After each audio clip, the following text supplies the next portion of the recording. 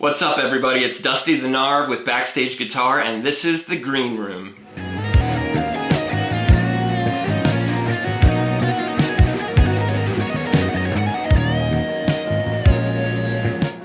Thanks for joining us on the Green Room today. I'm here with Derek Lee Hubbard, aka Hub. Hub is the singer of Delaware renowned cover band Corduroy, band leader. Thanks for joining us on the Green Room, Hub. Glad to be here. Thank you for asking me first and foremost. You bet, man. It's great to have somebody of your expertise on the show. Well, I've got some knowledge that I hope to share with your viewers, and hopefully you too. Yeah, hopefully some fashion tips too, because you're always killing it, crushing it on stage. So I'll just jump in, man. When did you decide you wanted to be a singer? When did you know that? I think it was decided for me. Like, okay. I wanted to be a horn player. I started playing horn when I was in like 4th grade, trumpet, trombone, and they were tuba. Like, nah. And as I got older, I started out, it was great, and as I got older, I realized there was an amount of practice, rehearsal that went into it that I wasn't applying. That, I got involved in sports and football, baseball, other things other than the horn, and my ability went down and others went up. Gotcha. And then when I reapplied that once I got in college, I was like, I'm not good enough for sports anymore. So yeah. Let me see if I still got my horn chops. And I realized I was not even close to, I had places around town that I had gotten some gigs at. Some friends of mine showed up, watched me play horn, and that's when they asked me to sing. And that's when Gotcha. That's when I started singing. They said, you did all right on the horn, but you sang 2 songs. And I said, yeah, I sang a couple songs, and they were like, that was the best part of the night. You have to come sing with us. And that's when it started. Did you know at that point you could sing? I didn't. I like I said, I wanted to be a horn player. I was auditioning to be a horn player. I was trying to pick up gigs as a horn player, and it just never worked out for me. So when those friends showed up at the show, and they were starting a little band themselves, and they were like, we need Hub to sing for us. And I was like, no, you need Hub to play horn for you. They were like, no. So they talked you into being a singer. Talked me into singing, front in the band. And how long was it before it clicked and you said, this is what I want to do? I guess I was tossed into it, so it wasn't like a long view of things to happen, but they just unfolded that way.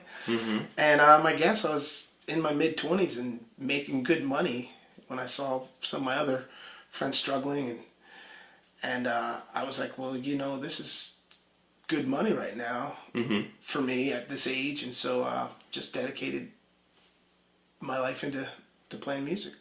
Now, was that Corduroy or was that before Corduroy? That was actually a band called Lost Boys. That was the band I was in at the University of Delaware. We started the band. And, when we got in our mid-20s, we all went our different directions, marriage, moved away. So the band dispersed. And I guess it was about 4 years after that, no, maybe 3 years. It didn't last that long, that I started Corduroy. So you reached out to some buddies you knew that play music and just said, I have an idea, let's do a cover band. I was working with a guy, and we started doing acoustic stuff. And then he said he knows some guys. I said I know some guys, and then we kind of just got together and started Corduroy. Well, Corduroy is well known in Delaware. I mean, there's generations of people, no offense, but there are generations of people that come up and say, man, Corduroy was the best part of college, and Sunday Fun Day, we hear it all the time. You guys made a name for yourself at Deer Park. I'm in the band now, but I'm, maybe the 14th iteration of the band, you know what I mean? It's like going to see Def Leppard, but none of the original guys except you. It's like, that drummer has 2 hands. But it's always funny when somebody comes up and says, you guys were awesome, and I'm like, oh, thanks. Yeah, you played our wedding in 2010. We're like, I wasn't even in that. Yeah, I look a little bit different, but so one of the things that Corduroy has always been known for is your stage presence. How did you develop that stage presence? That was something that I didn't realize when I started singing that I didn't have either. Like I started out just, trying to remember words and just kind of staring out. And the presence came as me just trying to relax myself. Mm-hmm. And I grew up watching my dad as a coach, addressing, the baseball team, the football team. My grandfather was a deacon at the church, and he would address the congregation. So I had no fear of stage because I just watched. Just kind of a family history of public speaking. Watch people doing it. And so when I stood in front of people, I wasn't nervous. Didn't have it. Like when people would say, I've got stage fright, I wouldn't know what that meant. I was like, what does that mean? Like, what does that feel like? What are you scared of? You're one of the few blessed with never having to freeze like a deer in the headlights on stage, huh? I think that's when what cured my stage fright is I was in 4th grade and given my seasonal concert for playing horn at the time. Playing trumpet, and I had a solo, and I stood up for my solo and froze, and the place kind of went silent. And I just stood there and just looking out, like, what are these people looking at? And then I realized it was me. Yeah. And then I just started to play. And the reaction I got after that, just the amount of applause and everyone was, happy that I remembered my solo, that it just kind of was like, oh, if you mess up, it's all right. The people, I love they give you more of a ovation if you mess up than you do if you... Well, you've always kind of, in the industry, we all mess up. And people like to think that, professional musicians are perfect up there on stage. We are nowhere near close. We always mess up.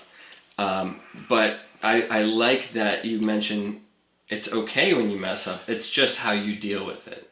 Yeah. And you seem to have a great sense of humor about it and almost makes it more enjoyable for the crowd because it makes it more personal. Mm-hmm. I guess so. I don't try to mess up. Yeah. but you're known for your ability to memorize lyrics and nail them. My whole theory with that is, if there's one person that knows every word of the song in the audience, and he knows that I messed up on the 3rd verse, kudos. Thank you. 99% of the people have no idea it occurred. So that's why I just keep it rolling. That's awesome. You can't worry about that one guy. Can't worry about that one guy and be like, that's not the correct words. And if they do, so what are you going to do? Yeah, that's a good point. I've been corrected, so I will say, oh, did I sing the 3rd verse twice? I apologize. I must have forgotten. In fact, sometimes when I'm feeling nervous on stage, I just correct you into the microphone, put the attention on you, and then I feel better. There you go. So thank you for that. People don't even realize. They're like, hold on, he messed up again. So you, the band's been around a long time. Do you guys have any struggles along the way? Like you said, you are, I think, the 5th bass player. So, so there's been headbutts. A lot of traveling from Vermont in the wintertime to the Keys during the summer. There's different personalities, and people get to know each other, and they get to appreciate each other, or they get to hate each other. And, and that's it's like a marriage, right? With 4 or 5 people. When you're on the road with a band, you spend more time with them than some of the people you're in relationships with. Mm-hmm. And, some people you can travel with, they're easy, and other people you can't stand. And so you learn to live with it and travel and enjoy what you do and find the right people that work with you.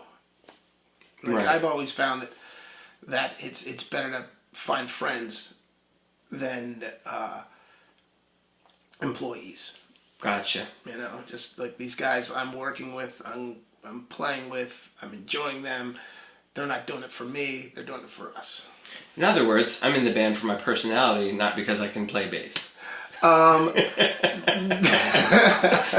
ahead, they're listening. This is another thing. Besides friendships, first and foremost, the reason I feel that the longevity of Corduroy has been the talented musicians that I've accumulated. You certainly have been known for working with some killer musicians, and lots of them have gone on to big things. Yeah. I choose to be the worst musician in the band every time because I'm not that good of a musician. Well, I mean, honestly, that's the ideal for any musician, is to be the worst one in the room. Yeah.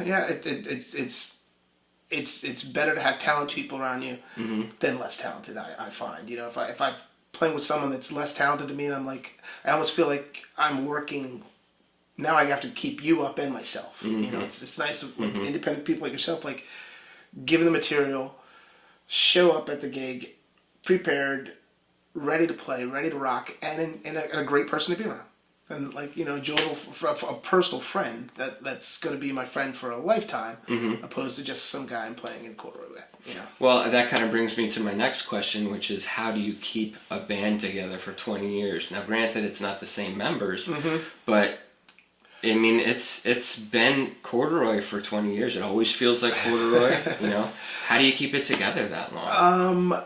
I kept it together by just like I said, first and foremost, the musicianhood, making sure that there's talented guys in the band, and finding the right group of guys to have the same goal. And you told me one time that you always, if a musician comes to you and says, "Hey man, I got this opportunity," you always encourage them. Yeah, see you later, bye-bye. Which seems like a very selfless way to be about it, but does that work out in your favor? I mean, it works out. Like I said, it's a friendship. Yeah. If you have a friend comes to you and says, "Hey, I've got an opportunity to do something," you don't say, "Well, that's going to mess up my job. Don't do it." You're going to say, "Hey, buddy, do it the best you can." I will say this band has never felt like a job to me. It's always felt like we were just hanging out, having fun, and that feels like maybe that's the secret. You just hit that. Well, I'm just hanging out with my buddies, and we're making some money. We're having good times. And if you can do it for 20 years, good on you, right? If you can do it for 5 years, good on you. But there's got to be struggles with not only the band but management, venues. Yes. Yeah. I mean, COVID changed the game completely. Oh, COVID. I mean, it took out half the rooms. But prior to COVID, there was I've been through 3 different managers. Even with, I think for about 7-8 years, I managed the band myself. So there's always been struggles booking the band, but there's always been, being a Delaware product, there's always been Delaware beaches, Delaware local bars, Maryland, Pennsylvania, tri-state area that always want corduroy on their calendar, and we're always, happy to be there. So that's enabled the band to keep its longevity. People in other areas see you in these rooms, and they say, "Oh, they played that room. They can definitely play my room." And I've been on the gig with you many times where you meet someone. You're very good at getting out and talking to the audience, which a lot of musicians I've noticed have trouble with. Some of us are pretty introverted for being on stage. You don't seem to have that problem. No, I enjoy what I do. I like people. I like meeting people, engaging. That's why COVID was very hard for me. Like, just being like, okay, we got to stop playing and leave now. And that was hard, but, it's still hard today. I see someone I want to, I'm like, oh, I want to go hang out with that guy. And I'm like, oh, I can't. Got to mask up. And I'm like, just not worth it. It's too many people. But I've always been a people person. Always loved traveling and meeting people. So my job is that. Is traveling and meeting people, so it's easy for me. And you kind of seem to always be on the job. For instance, I've been told that. You met my sister at one gig, and you meet lots of people. I mean, hundreds of thousands of faces probably over the years, all names associated with them. You met my sister, and then a couple weeks later, you saw her walking down the street as she lived nearby. Whereas I think a lot of people would be like, oh, I know that person. Let me just kind of, I can't remember who it is. You made a point to turn around and go say hello. Now, you may not have remembered exactly who she was or how you met her. Or if you did, I mean, this is just one scenario, but I've seen you do this many times with people. You're never afraid, if you kind of know them from somewhere, to get in there and really engage in a conversation with them. Yeah. Has that helped out in band management? Like, talking to bar owners. You don't remember their name, but they feel like you know them. And... Yeah. Exactly.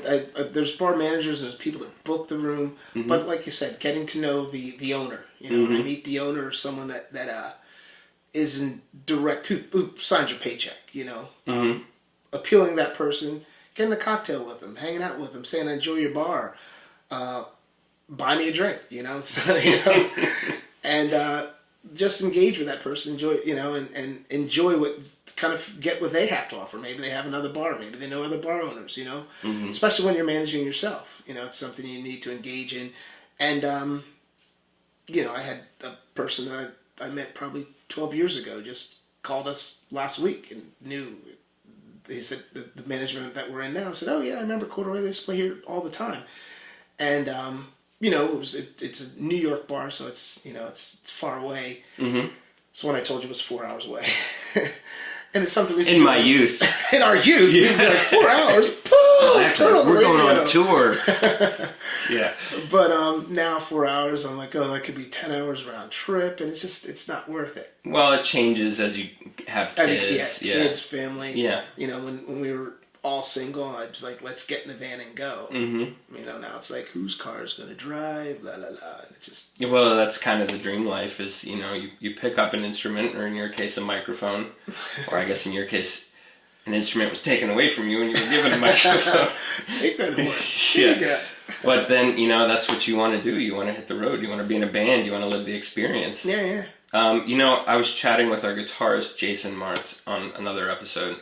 One of the things that he mentioned to me afterwards that he wished he had brought up is the fact that when you're younger and you dream of, quote-unquote, making it, which to us, you know, would have been arenas and you know, being in the band, had seen your... He said that, in a way, we've made it anyway. We've been able to make a career. A career out of music, yeah. And that is making it. That is when you can sign your tax returns as a musician and nothing else, you know, / bartender / cook / teacher / something else, it's a sense of accomplishment. And you do feel like you made it. Like, yeah, I've been a musician for 20 years. It's something that I feel that, you know, is an accomplishment. And there's, like I said, the struggles along the way. I mean, the people, it's all been part of it, you know, but I've never played like 50,000 person arenas, but I've still got all what I wanted out of it. I mean, I guess that's two ways of looking at it. I think maybe that one next month we'll have 50,000 people at it. Maybe 52. It's a pretty big arena. Oh yeah, 52,000. Yeah. I mean, by arena, I mean it's a round area where we'll be playing, and they probably do 50 Hard Rock. people in that. The Hard Rock Hotel and Casino in Atlantic City, which is an awesome stage. It's always fun to play there. It's circular. We're going to see if they can get 50,000 people in there. What do you think? I think 50,000 people check into the hotel a year. Gotcha. There it is. That's what well, maybe it'll all be that night. You never know. They all came that random night in February. So, throughout the years of Corduroy, there has been a catchphrase that you've been known for, and I'm genuinely curious about how that came up. How long it took to catch on? Was it something you did intentionally, or did it just kind of... So why don't you tell the people the catchphrase? Get 'em up, get 'em up, get 'em up, drink down. The whole bar goes crazy, and in fact, whenever I mention you to people, let me see what you're drinking, get 'em up. You know, that's what you're known for. So where did that come from? I think it just came from me, like, playing 5 songs in a row, like, I need a break. You know, let's all do a social, like, you know, get everyone drinking. Let me see what you're drinking, and just kind of happened, and I just kind of, you know, repeat it till it's like pounded into someone's head. I often say the reason why our Sunday that we played at the Deer Park for close to 15 years every Sunday is because every Sunday I would start it off going, Sunday Fun Day. And it was a phrase that had been around, but people were like, I've never heard that phrase before. And I'm like, well, it's everywhere. But they hadn't paid attention to it, or maybe it wasn't on T-shirts as popular it was, you know, 20 years ago. But Yeah, I mean, we see it all the time with, you know, just being in the scene, but... But it was just, get them up, get them up, get them up, drink down, and just those little catchphrases that people... Well, bar owners gotta love you. You gotta have a drink in your hand to be able to... Gotta do it.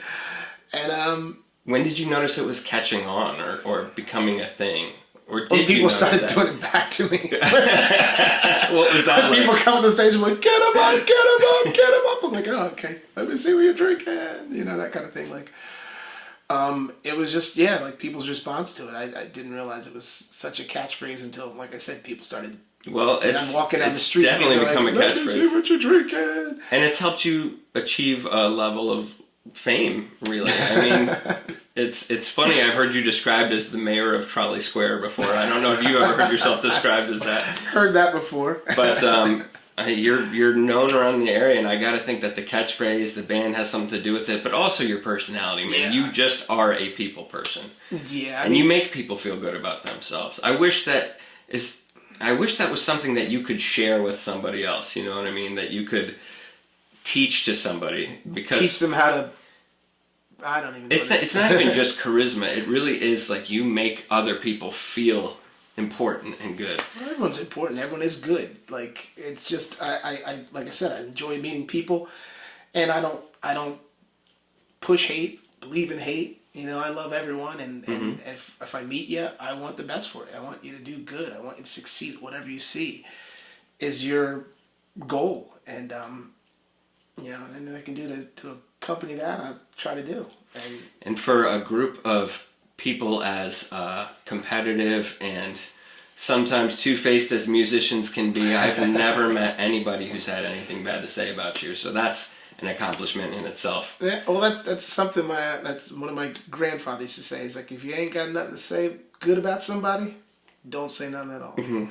And another one, and they're just very simple things. And if they don't like you, leave them alone. Good point. You know, and that comes into when you walk. That would have been great to know in high school. But I'm saying, if you walk into a room and you're not getting the response you want, and they don't like you, like they're not drawn to what's happening on stage, and it's a stale night, don't push the issue. You know, do what you do on stage, play to your best ability, and let it unfold. Don't, you know, if they don't like you, don't pay special attention to them. Like, oh, those people have to like me. Like, that's not my choice. That's their choice. You know, so I'll let them have their choice. If they want to dislike me or dislike what's going on that evening, they're not going to have the fun. You know, and like you said, when I come to the stage, I try to bring a certain energy of fun and joy to the songs we're playing and the people in the room.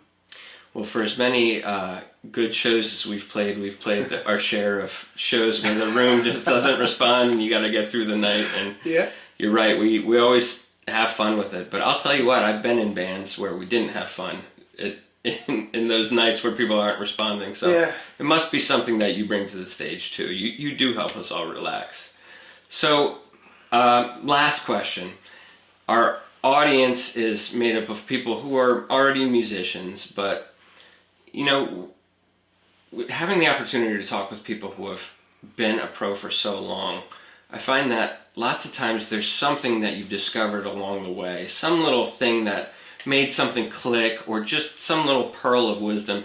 Do you have anything that you can share with the viewers? Like, is this just pertaining to music or just in life in general? Yeah, whatever you think would be helpful to somebody. I mean, life in general, if it helps them on their musical journey. But whatever pearl of wisdom that you have. I feel that you know, be in anything, but especially if you want to be an entertainer, if you want to be a musician, they're one and the same. But you know, what we do is more on the entertainment aspect, as we're going into different places and entertaining. If you want to be a musician that plays original music or composed music, just do it all. Find the enjoyment in it, and keep enjoying it. And if you don't enjoy entertainment, then try the other. You know, trying to be a studio musician, but always find what you enjoy and keep pursuing that, and you'll be happy. You know, if you try to put the studio musician and the travel musician, they're not going to he wants to be stationary. So it's never, he or she, I'm sorry, wants to be stationary and doesn't want to move and travel. But if you keep that person on the road or in the studio, they're going to be happy. I think I did it backwards, but you so find the joy in the situation, and it keeps you energized. Yes, and if you want to be a musician, then find that niche. Is it entertainment? Is it studio? But just keep driving towards that goal. But don't ever give up. To keep switching around till you find what enjoy. If it's music you love, then find what it is that keeps you. You know, that's funny. I've always been told that I have a face for radio, but that I don't have a voice for radio. And I've been told I have a voice for radio and a face for television. You do have a face for television. That is the first lie I've told today. The first and only. Well, Hub, thank you so much for joining us on the Green Room. I appreciate you being here, man. Appreciate you being here. Appreciate you asking me. I hope you guys got something out of it. Talk to this man. He knows a lot about music, and we'll get you where you need to be. Thanks, man. I appreciate that. Make sure you check Hub out at corduroyband.com, Facebook/corduroy. It has all our dates and lots of pictures of him for you ladies out there who need to see the dreadlocks. This has been The Green Room. If you enjoyed this, please go to BackstageGuitar.com and check out the services we have there. You can get the full-length video there as well. Take care. Thank you. Yeah, I don't know what to say to end this. You did it. It's like, I appreciate you. Put 'em up, put 'em up!